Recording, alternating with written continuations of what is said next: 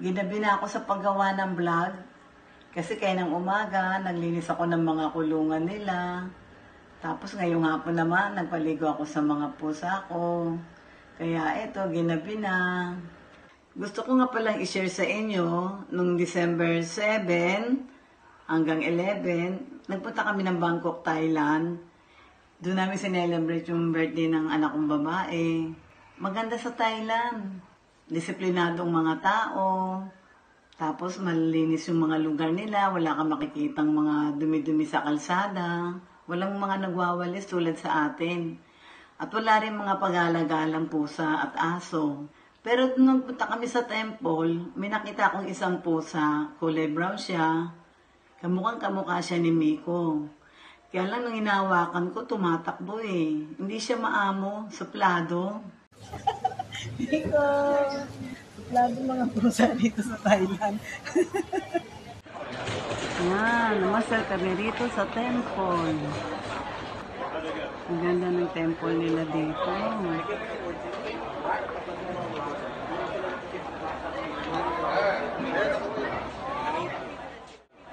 Yan, sila Richard, si Norman, si RG, si Letty, yung mga kasama ko, si Jello.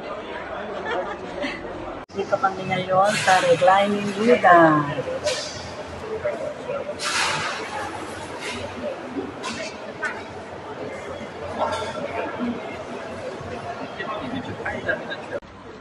Ito ang Grand Palace.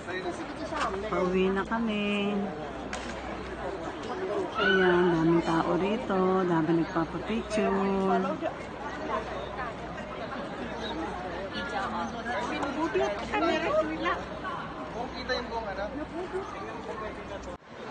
Nandito kami ngayon sa Elephant Show.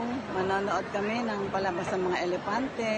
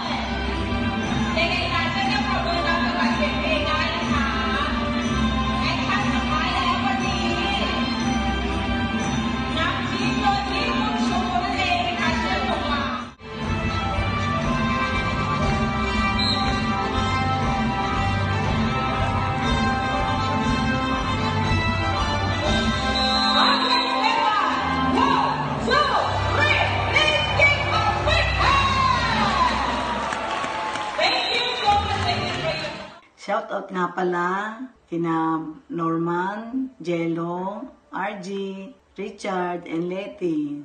Sila yung mga kasama ko na nagpunta kami sa Bangkok. Shoutout din sa kapatid ko, kay Lilia. Hanggang dito na lang ha. Kita-kits ulit tayo sa susunod. Huwag niyong kalimutang mag-like, share, and subscribe sa channel ko, Christy Cats. Bye!